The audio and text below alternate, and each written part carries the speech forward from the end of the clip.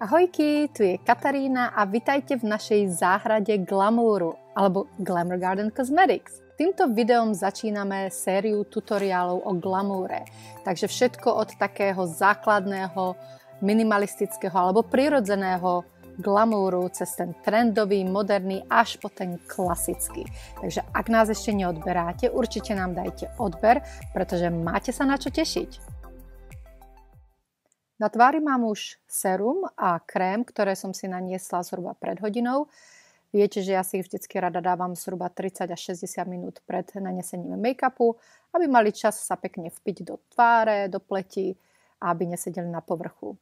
Ako prvý produkt idem použiť bázu. Táto je od Charlotte Tilbury a má v sebe trblietky. Túto bázu môžete koľko razy použiť aj ako len taký samotný make-up, ktorý je taký transparentnejší, nekrásne zneutralizuje tú červenú, čo mám na povrchu pleti, ale ako taký make-up mi nestačí. Ja mám rada troška viacej make-upu. Aj keď ideme na ten prirodzený glam, takže ten make-up musíme použiť, aby nám vytvoril takú bezchybnú pleť troška lepšie. Potom ho rukami pekne zapracujem na povrch pleti. Nezatláčam ho moc, lebo nechceme zatlačiť tento produkt úplne do pleti, pretože má trblietky, nie je to dobré, ale nech pekne sedí na povrchu, aby sa nám tam leskol a fakt je krásny, pretože potom máte taký prirodzený glow. Na make-up idem použiť krémový make-up od Dioru. Naším štecom číslo 8, ktorý je na make-up, jemne nanesiem také tenké vrstvy presne tam, kde ho treba. Niekomu môže stačiť len na určité miesta. Ja ho potrebujem po celej tvári, pretože ak si všimnete, môj krk aj celé telo celkové je veľmi, veľmi opálené, pretože sa celé leto opalujem, potrebujem viac vitamínu D, takže to preháňam doslova a škvarím sa tam, ale neopalujem si nikdy tvár. Takže aby som to vyrovnala troška, musím si naniesť ten make-up po celej tvári. Potom si krémovým korektorom zakriem troška také do modra, čo mám okolo očí, len tak jemne. Toto je takisto produkt od Charlotte Tilbury. Samozrejme všetky produkty budete mať pod videom. Potom kľudne môžete si pozrieť tie názvy a čísla, ktoré som používala. Tento štetec je tiež náš, ale nikdy sme ho do výroby nedali. Ostal mi iba ako vzorka, pretože sme ho nemohli proste nikde zaradiť, ale máme, takže tento štetec nie je dostupný a rovno som si naniesla tento korektor aj na očné viečka, nech mi vlastne vytvorí takú krémovú bázu.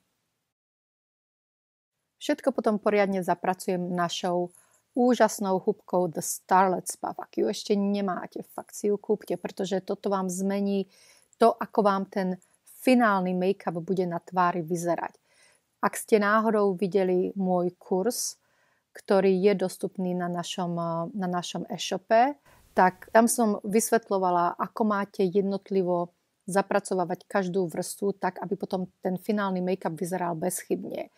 Ak kurz ste nevideli, pretože on bol zadarmo dostupný len pre prvých 100 zákazníkov, ale teraz je už dostupný aj pre ostatných za taký férový poplatok, sa dá povedať. Naším štecom číslo 11 nanášam svetlejší odtieň Dior make-upu. Vlastne je to takisto Dior make-up, akurát v svetlejšom prevedení. Nechcem moc pod tými očami rozjasnené, pretože tento make-up má byť viac menej o takom prirodzenom vzhľade a nie, aby to nejak moc malo kontrastu. Make-upom takisto v tyčinke, ale od Charlotte Tilbury, ktorý má v sebe trblietky, si nanášam troška taký bronzer na tvár, nech mám viac ten opálený taký vzhľad. Nedávam si ho moc, idem si ho pekne teraz zapracovať našim štecom číslo 8, ktorý veľmi dobre zapracováva nielen tekutý make-up, ale aj ten krémový. A takto jemne si vlastne vytvorím troška taký opálenejší efekt, okonturovaný efekt, ale nič také výrazné, aby to proste nebolo, ako som spomínala, moc o tom kontraste v tomto make-upe. No a znova si zapracujem celú túto vrstvu našou The Starlet Spa, čo je naša húbka, ktorá má kontrolovanú alebo regulovanú vlhkosť tým, že má semišový povrch. Naším štecom číslo 12 si nanášam teraz púder okolo očí, presne tam, kde sú proste také jemnejšie tie časti pleti a je výborný, pretože tým, že je skosený, je dosť hustý, ale má zasa tie mikrokryštálové vlákna, ktoré vám nádherne zapracujú ten púder do hociakého povrchu, či už je to tekutý alebo krémový. Našim štecom číslo 10, ktorý je štetec na púder. Teraz zapudrujem ostatné časti tváre. Tento štetec je taký výborný, ako fakt neviem si ho vynachváliť, pretože jeho štetine nádherne jemne zapracujú či už ten tekutý alebo krémový make-up bez toho, aby naniesol veľa púdru. Obočie moc dobre vieme, že to je u mňa také individuálne. Verím, že vy máte lepšie obočie, takže moc času na ňom nemusíte tráviť tak ako ja. Takže ho troška preskočím, ale čo robím? Snažím sa, aby to obočie vlastne bolo prirodzenejšie. Takže namiesto tej soft brown ceruzky, ktorú väčšinou ja používam na obočie od Anastasia Beverly Hills, tentokrát som zobrala jej svetlejší odtieň pod názvom Blond, čo sa mi perfektne hodí k tým mojim blond vlasom. Vy ale samozrejme, ak máte svoje obočie dostatočné, tak si ho udržte len tak jemnúnko, úplne dotvarované, svetlunké, nechoďte moc tmavo, nech to obočie tam len tak pekne sedí a moc nevyniká. Teraz si vezmem náš štetec číslo 2. A tento štetec je na očné tiene, na celú plochu. Je to výborný štetec takisto na tie krémové textúry. A tu od Charlotte Tilbury používam krémovú lícenku v tyčinke, ktorá je taká ružová a tu budem používať aj na líca a dávam si ju troška aj takto na oči, aby som mala taký mladistvý vzhľad. Tento štetec 2 to perfektne zapracuje, úplne jemne, bezchybne. No a štecom číslo 1, náš Master Blush Brush, tým si nanesiem krémovú lícenku. Výborný na púdrové, ale takisto na tie krémové lícenky. Krémové lícenky si môžete zapracovávať aj našim štecom číslo 8, čo je vlastne ten štetec na make-up. Ale to je jedno, proste vyskúšajte, ktorý vám viac vyhovuje. Ja môžem použiť samozrejme obidva, pretože viem, ako s nimi narábať veľmi profesionálne. Ale vám, čo vyhovuje lepšie, aj ten je dobrý, aj ten je dobrý. Ale jednička je proste moja voľba dnes. No a ako ste si všimli, tam som ho pekne zapracovala potom ešte našou hubkou The Starlet's Puff, aby sa tá licenka krásne vstrebala, dá sa povedať, alebo tak vsunula do tej vrstvy make-upu, čo je pod ňou. Nech tá licenka nesedí tak na vrchu. Teraz vezmem náš štetec číslo 4 a štecom si krásne nanesiem len tak jemne hnedý očný tieň. Zasa používam Charlotte Tilbury. Viete, že ja mám rada túto značku. Vy si môžete použiť ale hociaký iný tieň, čo máte doma. Nemusíte kvôli tomu kupovať teraz všetky tieto produkty. Ale hlavné je, aby ste použili taký svetlo hnedý, taký jemný, nenápadný, matný očný tieň. Nešla by som do trblietok, pretože už ten krémový make-up ako taký bude dosť lesklý. A ešte keď dáte potom, keby ste dali lesklé očné tiene, potom môžete svietiť až moc, sa dá povedať. Takže keď ja robím krémový make-up, ako taký celý po celej tváre, krémová lícenka, tak potom sa snažím troška tak niekde to vyvážiť zasa tou matnou textúrou a robím to práve tu, kde si nanášam ten svetlo-hnedý očný tieň, aby to tak vybalancovalo.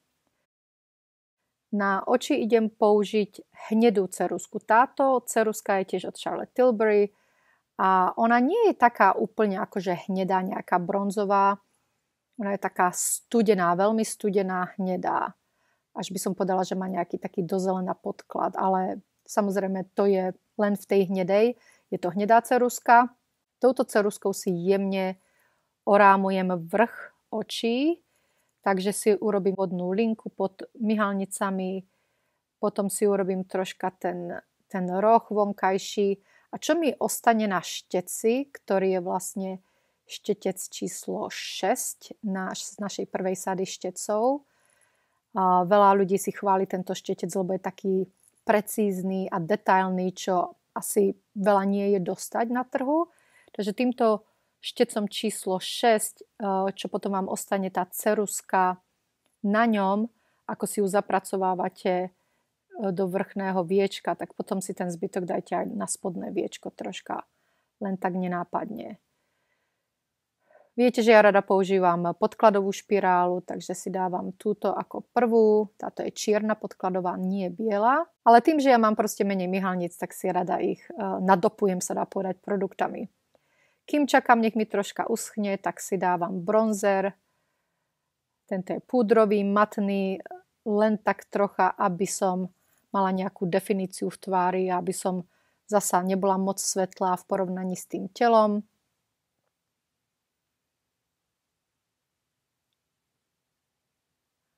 Dáme si vrstvu čiernej špirály. Tu si ešte pridávam troška viac tej licenky.